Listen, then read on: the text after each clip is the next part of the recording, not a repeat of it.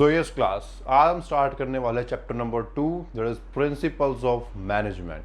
अब देखो ध्यान समझना, मैनेजमेंट का मीनिंग मैं को चैप्टर नंबर 1 में पढ़ा चुका हूँ। अब मैं बताऊंगा प्रिंसिपल्स का मतलब क्या होता है।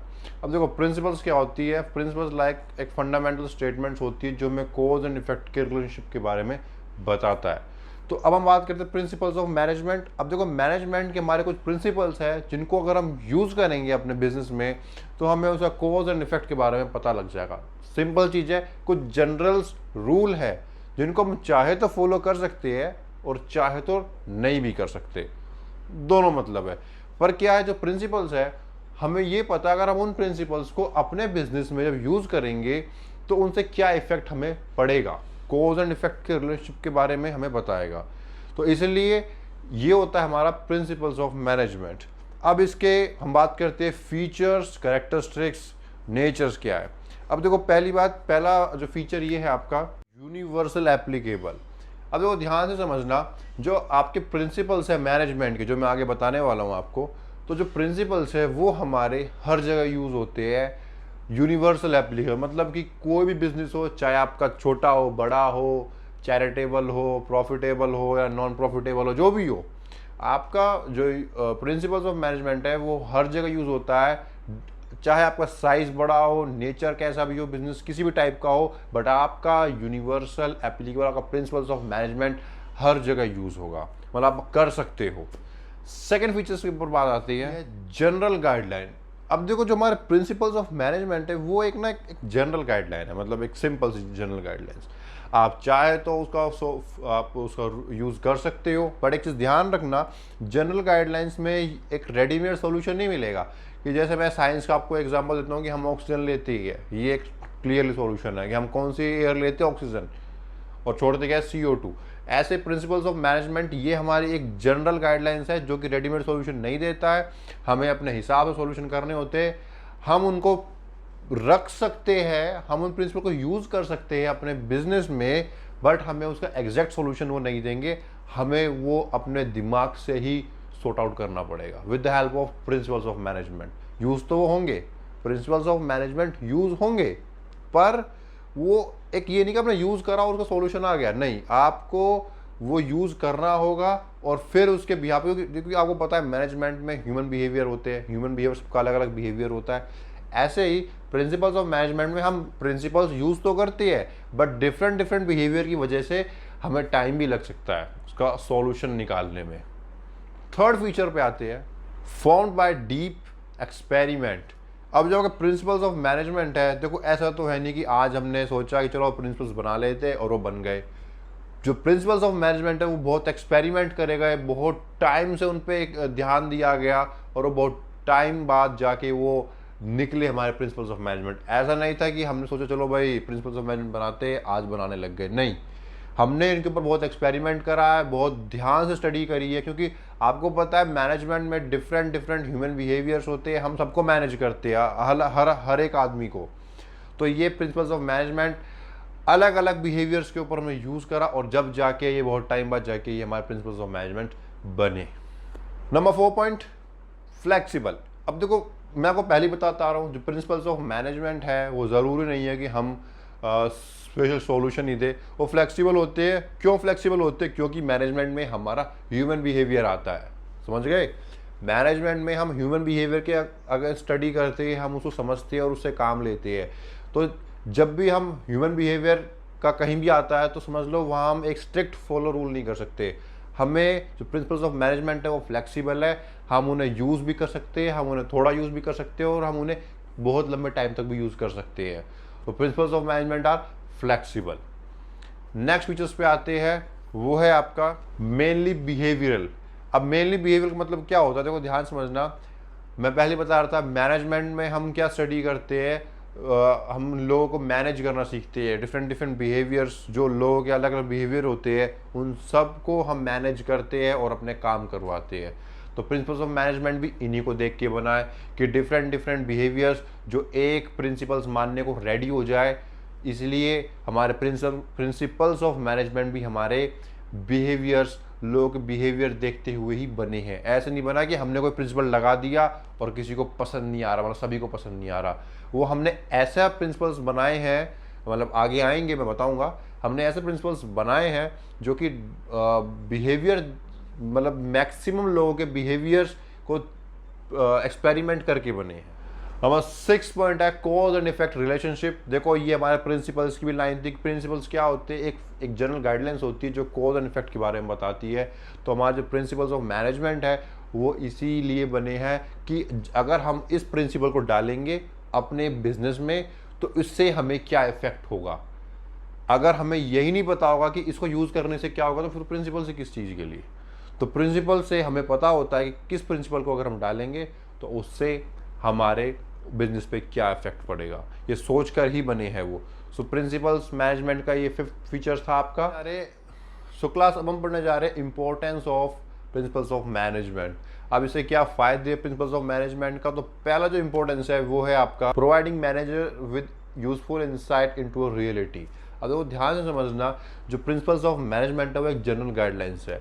अगर मैनेजर उसको यूज़ करता है या उसको स्टडी करता है तो उसे पता लगता है कि मुझे किस सिचुएशन में कौन से प्रिंसिपल को यूज़ करना चाहिए। दैट मीन्स मैनेजर अपनी एबिलिटी को यूज़ करता है और समझता है कि किस सिचुएशन में मैं कौन से प्रिंसिपल को यूज़ करूँ।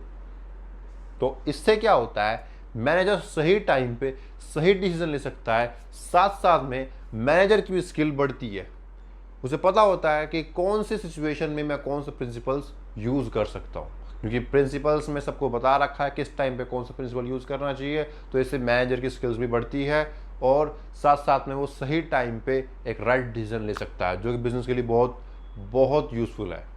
सेकेंड इंपॉर्टेंस है ऑप्टिमम यूटिलाइजेशन ऑफ रिसोर्सेज। अब देखो ध्यान से समझना, ऑप्टिमम यूटिलाइजेशन ऑफ रिसोर्सेज। आज जब आप प्रिंसिपल्स ऑफ मैनेजमेंट यूज़ करोगे अपने फर्म में तो आप हर रिसोर्स का अच्छे से यूज़ कर सकते हो। अभी आगे आएंगे 14 प्रिंसिपल्स है फ्यूल के, मैं उसके बारे में बताऊंगा। बट अगर आप उन प्रिंसिपल्स को यूज़ करोगे तो आप अपने बिजनेस में हर एक रिसोर्स का ऑप्टिमम यूटिलाइज कर सकते हो, चाहे वो आपका रॉ मटेरियल्स हो, चाहे वो ह्यूमन हो, स्टाफ मेंबर्स हो, आप सबका यूटिलाइजेशन प्रॉपरली कर सकते हो। हमें उन्हें ऐसे टास्क देने हैं ताकि वो जो एफर्ट्स हैं उसमें उनका कम लगे या वेस्ट टाइम कम से कम हो। सो ऐसे ही प्रिंसिपल ऑफ मैनेजमेंट आगे आएंगे तो आप समझते चलोगे कि इसमें हम कैसे ऑप्टिमम यूटिलाइजेशन ऑफ रिसोर्सेज कैसे कर रहे हैं। अब आते हैं अपने थर्ड पॉइंट पे, साइंटिफिक डिसीजन। डेली हमारा मैनेजर नए नए सिचुएशन को फेस करता है, नए नए सिचुएशन को फेस करता है, डेली कोई ना कोई प्रॉब्लम्स आती है, वो उसका सॉल्यूशन निकालता है। सिंपल सी चीज़ है, not science rule of thumb, मतलब हर बात पे एक डिसीजन नहीं लेना है, आपको हर बार हर सिचुएशन के अकॉर्डिंग अलग अलग डिसीजंस लेने हैं। तो आपका जो साइंटिफिक डिसीजन में मतलब यही हम पढ़ते हैं कि आपको एक डिसीजन नहीं लेना है कि हर बार हर सिचुएशन में बस एक वही डिसीजन लगा दिया, नहीं। आपको पहले समझना सिचुएशन क्या है, हमारे ऊपर सिचुएशन क्या है, तो हम अपने अकॉर्डिंग कैसा डिसीजन ले सकते हैं। ठीक है, जैसे एग्जांपल करो, आपके कोई कॉम्पिटिटर है, उसके मंदी आई तो उन्होंने क्या करा, अपने स्टाफ को निकाल दिया। अब आपके बिजनेस में मंदी आई, अब आप जरूरी नहीं अपने स्टाफ को निकालो। क्यों? क्योंकि उसका बिजनेस एक अलग है, क्या पता वो आपसे बड़ा हो, क्या पता आपसे छोटा हो। तो इसीलिए साइंटिफिक डिसीजन जरूरी नहीं है कि सेम हो। डेली मैनेजर को नए नए डिसीजन लेने पड़ते हैं और ये डिसीजन, साइंटिफिक डिसीजन की हेल्प से मैनेजर नई नई प्रॉब्लम्स का सॉल्यूशन निकाल लेता है। अब फोर्थ पॉइंट आता है मीटिंग चेंजिंग इन्वायरमेंट रिक्वायरमेंट। अब इसका मतलब क्या होता है, देखो आपको पता है हमारा जो बिजनेस का जो नेचर है, इन्वायरमेंट है, वो एक फ्लेक्सिबल है, वो हमेशा सेम नहीं रहेगा। इन्वायरमेंट आपका हमेशा चेंज होता रहता है, हर टाइम हर दिन आपका बिजनेस इन्वायरमेंट चेंज होता रहता है। तो जो मैनेजर होता है उसको इन्वायरमेंट को समझ के डिसीजन लेना होता है। तो प्रिंसिपल्स की मदद से वो एक सही टाइम पे सही डिसीजन लेता है, गलत नहीं लेता। अब इसके अलावा और भी इंपॉर्टेंस है, मैं ज़्यादा समझाऊंगा नहीं क्योंकि पेपर्स में एग्जाम में ऐसा नहीं पूछेगा कि इंपॉर्टेंस को बताओ। मैं डायरेक्ट अब प्रिंसिपल्स पे आता हूँ।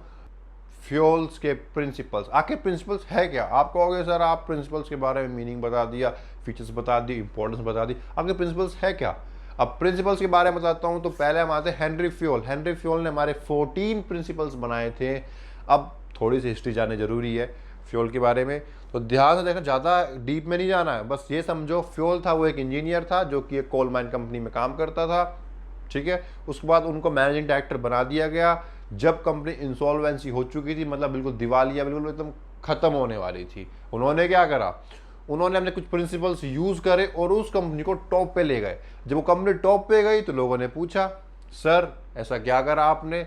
तो उन्होंने फिर अपने 14 प्रिंसिपल आपके सामने ऐसे रख दिए कि देखो ये प्रिंसिपल्स है जिसकी हेल्प से मैंने कंपनी को, बिल्कुल डाउन कंपनी को मैंने एकदम उठा दिया। तो वही प्रिंसिपल्स आज मैं आपको बताने जा रहा हूँ। फ्यूल्स के 14 प्रिंसिपल्स, और देखो ध्यान से समझना, प्रिंसिपल्स हार्ड नहीं है, पहले ही बता रहा हूँ। आप भी कहोगे, मैं कहूँगा बेटा ये पहला प्रिंसिपल ये है, ऐसा हो, ये प्रिंसिपल है, आप कहोगे हाँ सर ये तो ऐसा होता ही है, हाँ सर ऐसा तो होना ही चाहिए। तो ये सेम ये प्रिंसिपल्स है। जैसे पहला प्रिंसिपल्स आता है हमारा डिवीजन ऑफ वर्क। अब देखो फ्यूल ने क्या कहा, एक काम को छोटे छोटे हिस्सों में बांट दो, ठीक है, फिर उन छोटे छोटे हिस्सों को अलग अलग आदमी को दे दो, एक एक आदमी को। अच्छा, देना भी किसको है, ध्यान समझना, देना भी किसको है, जो उसके जिसका एक्सपीरियंस उसके अकॉर्डिंग हो, जिसके क्वालिफिकेशन उसके अकॉर्डिंग हो, उसको काम बांट दो। मतलब एक बहुत सारा काम एक आदमी को मत दो, एक काम के कई हिस्से करो और लोगों में बांट दो, और वो भी बांटो according to their qualification, according to their experience, according to their interest. अब आप कहोगे सर हाँ ऐसे ही तो होता है, हमें भी पता है कि हमें काम को बांट देना चाहिए और जो जिसको जो पसंद है उसको वो दे देना चाहिए, बस यही तो है डिवीजन ऑफ वर्क। तो पहला प्रिंसिपल था डिवीजन ऑफ वर्क। अब देखो सेकंड आता है हमारा अथॉरिटी एंड रिस्पॉन्सिबिलिटी। अथॉरिटी क्या होती है, अथॉरिटी मीन्स होती है पावर, रिस्पॉन्सिबिलिटी मतलब क्या होती है, जिम्मेदारी, एक काम करने की जिम्मेदारी। अब हमारे फ्यूल जी क्या कहते हैं कि आपको हमें पावर और जिम्मेदारी दोनों बराबर देनी चाहिए। अगर आप पावर ज़्यादा दे दोगे और जिम्मेदारी कम दोगे तो मिसयूज़ करेगा, वो काम कम करेगा, पावर ज़्यादा दिखाएगा काम, ठीक है। आप अगर पावर कम दोगे और जिम्मेदारी बढ़ा दोगे तो क्या होगा, बेचारे कोई बात नहीं मानेगा, वो कुछ काम कर रहा है वो सुनेगा ही नहीं। तो हमें बड़ा बैलेंस रखना होता है, अथॉरिटी और इज इक्वल टू रिस्पॉन्सिबिलिटी। अगर ये दोनों बराबर है तो काम बहुत अच्छा चल रहा है। आपने सीनियर लीडर को काम दे, पावर पूरी दे दी, काम उससे आप जिम्मेदारी थोड़ी दे दी, तो क्या करेगा, अपनी चलाएगा हर जगह, बस काम क्या थोड़ा सा काम है। अब अगर आपने उसको अथॉरिटी कम दी और जिम्मेदारी ज़्यादा दे दी तो क्या होगा, पावर कम है, अब लोग उसे सुनेंगे क्यों, मानेंगे ही नहीं, तो वो बेचारा काम कैसे कर पाएगा। तो हमें authority is equal to responsibility, हमें अथॉरिटी और रिस्पॉन्सिबिलिटी दोनों बराबर देनी चाहिए। अब थर्ड पॉइंट आता है डिसिप्लिन। अब देखो ध्यान से समझो, डिसिप्लिन मतलब, अब आपको पता है स्कूल्स में डिसिप्लिन होता है, सब लोग अपने तरीके से काम करते चुपचाप डिसिप्लिन तरीके से, एक बार जो कह दिया जी सर, टाइम काम बिल्कुल टाइम पे करके दे दिया, दैट इज डिसिप्लिन, ठीक है। डिसिप्लिन मतलब कि आपका काम एकदम साफ सुथरा हो, आपसे जब टाइम पे काम मांगा जाए आपका काम कंप्लीट हो जाए, आपका फेयर एग्रीमेंट हो अपने एम्प्लॉयज़ के बीच में, आपके जो जूनियर्स हैं वो सीनियर्स की इज्जत करें और सीनियर्स भी जूनियर की इज्जत करें, आपको जो काम दिया जाए वो एक टाइम पे कंप्लीट हो जाए, और सभी लेवल्स में जो कम्युनिकेशन है वो बहुत अच्छी हो, एक तरीके से हो, दैट इज़ डिसिप्लिन। जैसे आपके स्कूल्स में होता है डिसिप्लिन, इस तरीके से। तो डिसिप्लिन बहुत ज़रूरी है। अगर डिसिप्लिन नहीं होगा, हमने कह दिया सर ठीक है आपका जो प्रोजेक्ट है वो हम 10 दिन में पूरा कर देंगे और नहीं करा तो क्या होगा, तो जो जिसने आपको प्रोजेक्ट दिया होगा वो एक टाइम पे आपको दे तो देगा उस टाइम तो आपको पैसे, बट अगली बार वो काम नहीं देगा। तो डिसिप्लिन बहुत ज़रूरी है, और वो भी सभी लेवल्स में, टॉप, मिडल और लोअर, मैं पहले चैप्टर में पढ़ा चुका हूँ। फोर्थ पॉइंट आता है यूनिटी ऑफ कमांड। अब ध्यान से समझो, unity of command, unity of command मतलब क्या होता है कि आपका बॉस एक हो, बस ऐसा नहीं हो कि मैं जूनियर मेरे ऊपर 3 बॉस, मैं किस किस की सुनूंगा और किस किस को जवाब दूंगा, मैं कंफ्यूज हो जाऊंगा। उसने मुझे कुछ ऑर्डर दिया, उसने कुछ ऑर्डर दिया, कुछ उसने वो दिया। अब जब मुझे अकाउंटेबिलिटी का टाइम आया, जब मुझे जवाब दिए का टाइम आया, तो मैं उसकी बात उसको बता रहा हूँ, उसको बता रहा हूँ, वो मेरे से कह रहा है इसने किसने कहा। बस एक बॉस चाहिए, समझ लो ध्यान से, देखो दोबारा समझो ध्यान से। यूनिटी ऑफ कमांड मतलब जूनियर्स जो है उनका बस एक बॉस हो, वही उनको ऑर्डर दे और वही उनसे जवाबदेही ले, ताकि काम क्लियर चले। ये नहीं कि सर उन्होंने मेरे से ऐसा कहा था, सर उन बॉस ने मेरे से ऐसा कहा था, उन्होंने मेरे से कहा था कि पहले मेरा काम करो, उन्होंने मेरे से कहा नहीं ये काम ऐसे नहीं होगा। नहीं, एक बॉस है, उसी से ही ऑर्डर लेने हैं और उसी को जवाब देने हैं। That is unity of command, that's it. अब ध्यान से देखो, unity of direction. Unity of direction मतलब कि सब एक डायरेक्शन में काम करे, समझ रहे हो, सब एक डायरेक्शन में काम करे। तो इसलिए क्या है, कोई अपना अपना ना सोचे, सबको एक ऑब्जेक्टिव दे दिया जाए और सब उसी ऑब्जेक्टिव की तरफ एफर्ट्स करें। अगर हमसे कहा गया है कि हमें क्वालिटी पे बहुत ध्यान देना है और इतने प्रोडक्ट्स बनाने हैं, तो हम सब उस पर ही ध्यान दें। ऐसा नहीं कि प्रोडक्ट्स बनाए जा रहे हैं, क्वालिटी बेकार रख रहे हैं, नहीं। हमें यूनिटी ऑफ डायरेक्शन मतलब कि हम एक डायरेक्शन में काम करें, that is unity of direction. अब देखो 6th पॉइंट आता है, subordination of individual interest to general interest. अब देखो कंपनी में सब काम करते हैं, सबकी अपनी अपनी ज़रूरतें होती है। अच्छा, अगर मैं एक चीज़ आपसे पूछता हूँ, आपका अगर बिजनेस है, आपके कोई काम कर रहा है एम्प्लॉयज़, अगर वो अपनी सोचेगा, अपनी अपनी सिर्फ, तो क्या आपका बिजनेस चल जाएगा? नहीं चलेगा ना, नहीं चलेगा ना। बस यही तो हुआ कि जो इंडिविजुअल इंटरेस्ट है उसे छोड़ के, अपना अपना इंटरेस्ट छोड़ के, सब कंपनी के बारे में सोचे, बिजनेस के बारे में सोचे। जैसे अब देखो परचेज मैनेजर है, उसे लगता है अरे मेरे मामा का लड़के की दुकान है, मैं वहाँ से खरीदूंगा सामान। क्यों? क्योंकि मेरे मामा की लड़की की दुकान है, चाहे वो महंगा दे रहा हो, पर क्यों, मुझे तो उससे लेना है, मुझे अपने रिलेशन बनाने हैं। वो महंगा दे रहा है, नुकसान किसका हो रहा है? कंपनी का। वो अपना नंबर बना रहा है, वो क्या कर रहा है, उसे तो लेना है अपने रिलेटिव से, चाहे महंगा मिल रहा हो। अच्छा, ऊपर वाले बॉस से क्या कहेगा, सर वहाँ से मटेरियल बहुत अच्छा मिल रहा है, चाहे 2 रुपये महंगा हो बट बहुत अच्छा मिल रहा है। ओवरऑल नुकसान किसका हो रहा है? कंपनी का। उस अगर कंपनी का नुकसान है तो सब पे इफेक्ट पड़ेगा, छोटे वर्कर से लेके बड़े वर्कर्स पे, समझे? तो हमें क्या करना होता है, लोगों का अपना अपना इंटरेस्ट छोड़ के भाई कंपनी पे ध्यान दो। अगर 2 रुपये महंगा मिल रहा है, छोड़ो, वापस पुराने उससे लो। आपके मामा का लड़का होगा, चाहे कुछ हो, ये आपको पैदा करना लोगों में कि आप अपना इंटरेस्ट छोड़ो, आप कंपनी का सोचो। अगर कंपनी अच्छा कमाएगी तो आपकी इंक्रीमेंट होगी। अगर आप अपना अपना इंटरेस्ट सोचोगे तो कंपनी नहीं चलेगी। जैसे हम कहते हैं ना, देश के लिए हमें करना चाहिए, देश ही सब सरों पर है, देश के लिए सब कुछ करना चाहिए, बस यही तो है। अगर आप सब कुछ देश के सोच के चलोगे तो देश आगे बढ़ेगा, अगर आप सब अपना अपना सोचोगे तो देश कैसे आगे बढ़ेगा। अब हम आते हैं 7th principles, remuneration of person. अब देखो ये भी वही चीज़ है जो आप कहोगे सर तो कॉमन सेंस की चीज़ है। जैसे शॉर्ट फॉर्म बताता हूँ, तो आपको अपनी कंपनी में सही सैलरी देनी चाहिए, मतलब सही सैलरी देनी चाहिए। अब आपको सर ऐसा होना चाहिए, यही तो एक प्रिंसिपल है। रेम्यूनरेशन जो आपका जो है, रेम्यूनरेशन ऑफ पर्सन का मतलब यही है कि आपको अपने जो कंपनी में काम कर रहे लोग, आपको उनको सैलरी या बोनस देना चाहिए, वो भी सही। अगर आप बहुत अच्छा अर्न कर रहे हो और आप इंक्रीमेंट नहीं कर रहे तो क्या होगा? आपके एम्प्लॉय छोड़ देंगे। या अगर आपको एकदम से कोई अच्छा प्रॉफिट अचीव हुआ with the help of your employees, तो आप उनको बोनस भी दोगे। अब मैं एक एग्जांपल देता हूँ, अगर आपकी बिजनेस ने बहुत अच्छा कमाया और आपने इक्विटी शेयर होल्डर्स को पैसे दिए अच्छे, तो अगर आपने बोनस भी दे दिया अपने एम्प्लॉयज़ को, तो अब क्या होगा, वो और मोटिवेट होंगे, वो और काम करेंगे। तो रेम्यूनरेशन ऑफ पर्सन्स मतलब कि आपको अपनी फर्म में जो लोग काम कर रहे हैं, आपको उनको सही सैलरी या इंक्रीमेंट या बोनस देना चाहिए। ऐसा नहीं कि आप कमाने लग रहे हो और सारा पैसा अपने पास अगर रखा, दे ही नहीं रहे हो। सबको दिखता है कितने पैसे आ रहे हैं, कितने जा रहे हैं। अगर आप टाइम पे देते रहोगे तो साथ में काम करते रहेंगे। अब हम आते हैं अपने 8th पॉइंट पे, सेंट्रलाइजेशन और डिसेंट्रलाइजेशन। अब देखो ध्यान से, सेंट्रलाइजेशन मतलब क्या होता है, पावर्स कुछ ही लोगों के पास में, दैट इज सेंट्रलाइजेशन, सेंट्रलाइज्ड कर रखा है। डिसेंट्रलाइजेशन मतलब क्या है कि पावर्स सभी के हाथ में, मैक्सिमम सभी लेवल्स के हाथ में है।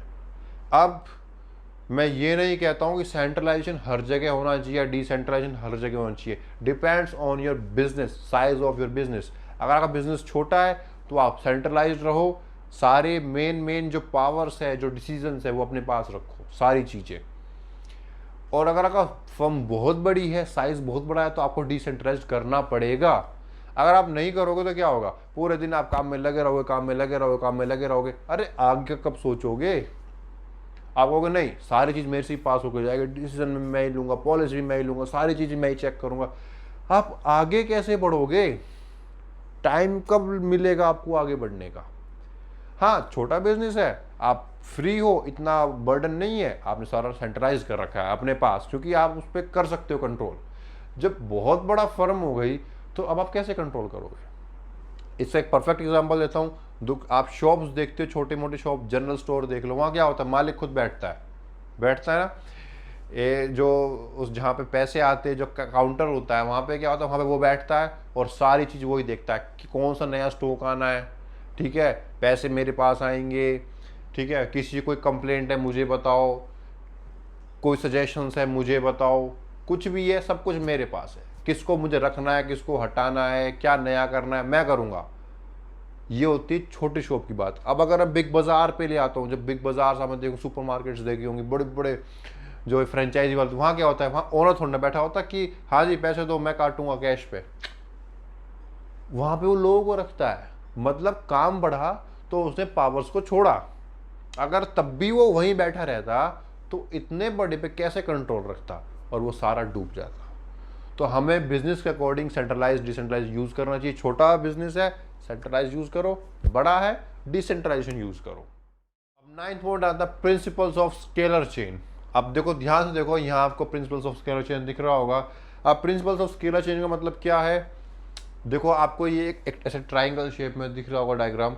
अब यहाँ पे क्या है, सब एक ऊपर जो बॉस है वो ए है, उसके नीचे इधर इधर जूनियर्स आ गए और एक इधर इधर जूनियर्स आ गए। दैट मीन्स सबसे ऊपर ये है, फिर उससे नीचे, फिर उससे नीचे, फिर ये नीचे, फिर उससे उधर भी वो नीचे, फिर उससे नीचे, फिर उससे नीचे। ये एक चेन बना रखी है। सबसे टॉप पे इसके पास अथॉरिटी है, फिर उससे कम अथॉरिटी, फिर उससे कम अथॉरिटी, फिर उससे कम अथॉरिटी। अब सपोज करो सी को, अब अगर सी को दूसरे से अपने लेवल से बात करनी होगी तो पहले वो ऊपर वाले से पूछेगा, फिर वो उससे पूछेगा, फिर वो उससे पूछेगा, फिर वो उससे पूछेगा, तब जाके वो उससे बात करेगा।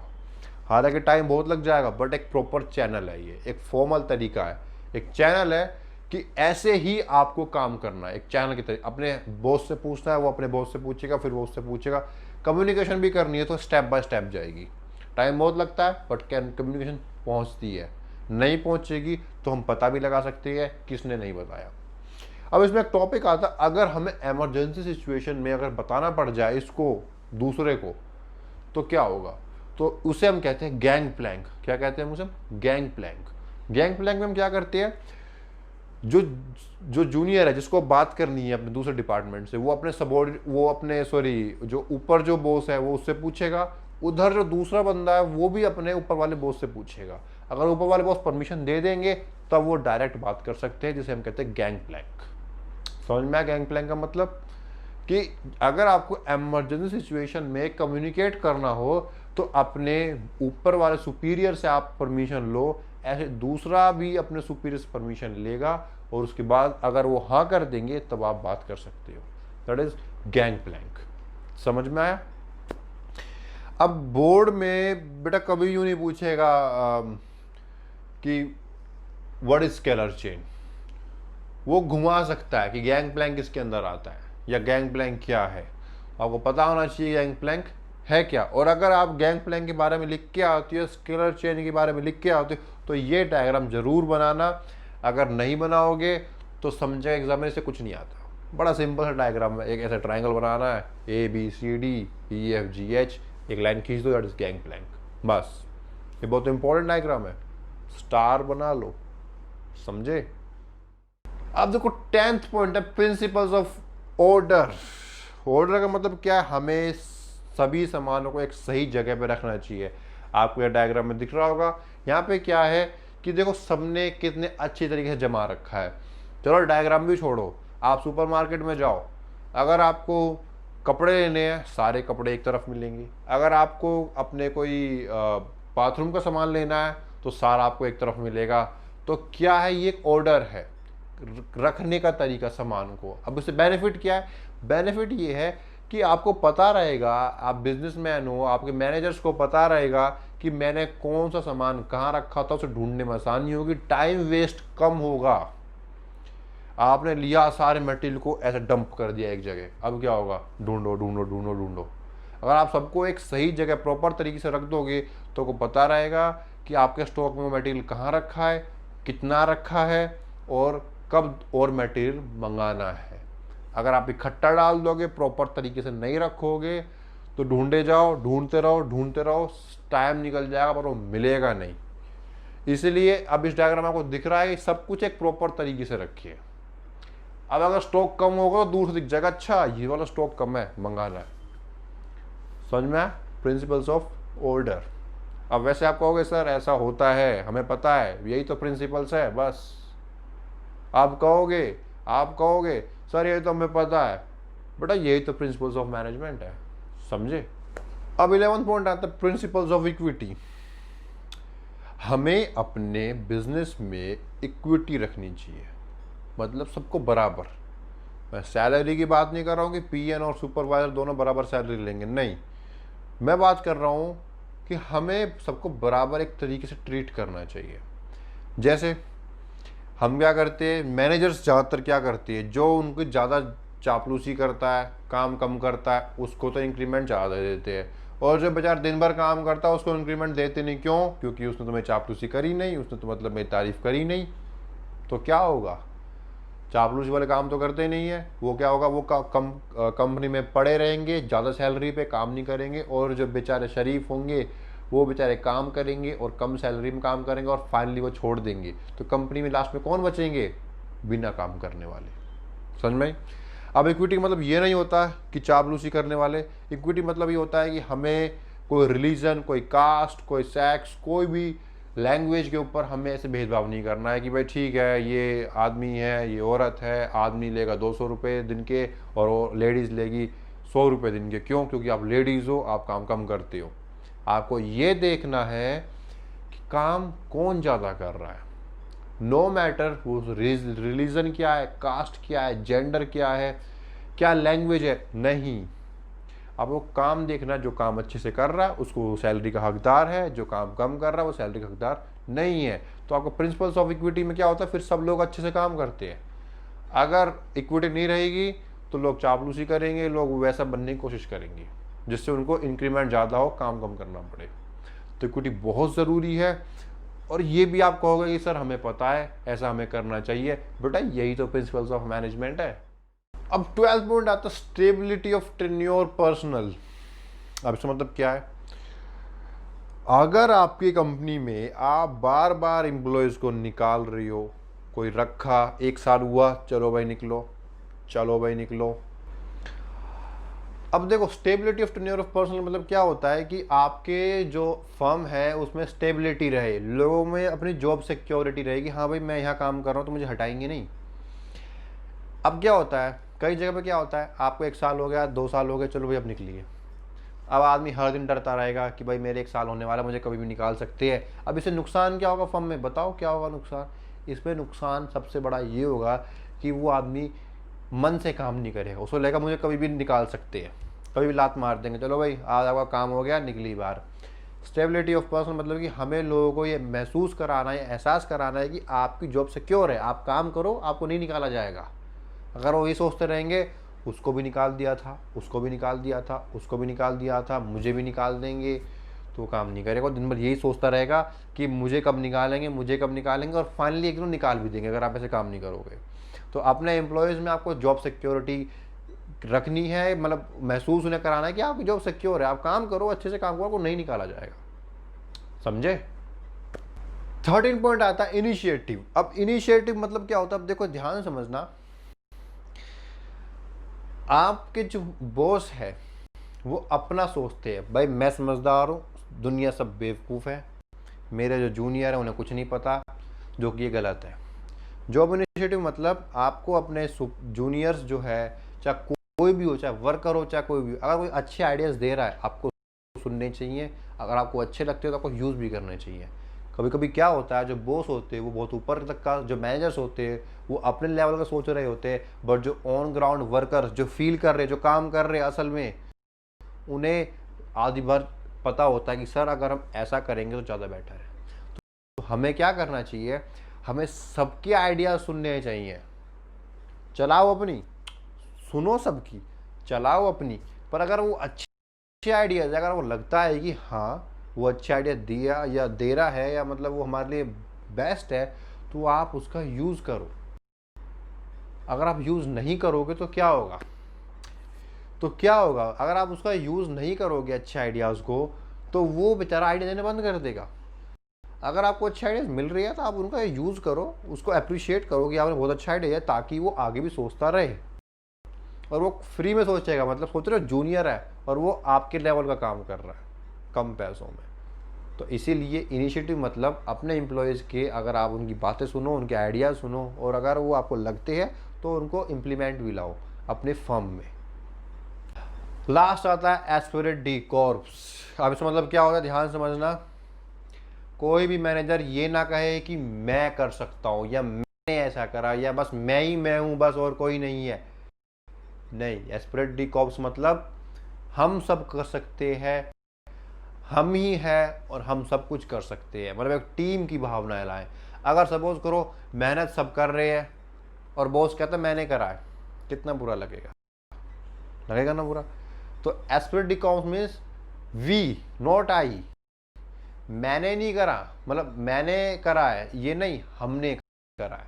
उसमें क्या रहेगा, लोगों को कि हाँ भाई इसमें हमारा भी नाम आया है। अब बॉस आके कहते सर मैं ये सोच रहा था, मैंने ये करा, मैंने वो करा। अरे बॉस ठीक है, मैनेजर आपने कर लिया, समझ गए, जो नीचे टीम बैठी थी उनको भी तो क्रेडिट जाना चाहिए। नहीं तो कहते कि ठीक है सब कुछ तो यही कर रहा है, हम तो छोड़ देते, भाई साहब आप ही कर लो। समझ में आया। वो कहते कि मैनेजर जी आपने करा ना, तो ऐसा करो अब आप ही कर लो, हम तो जा रहे हैं। तो इसीलिए एस्पिरेट डी कॉर्प्स मतलब कि हमें यूनिटी रखनी है, एक टीम की भावना लानी लोगों में कि हम कर सकते हैं और हमें करना चाहिए, और हमने करा तो लोग बहुत मेहनत से काम करेंगे।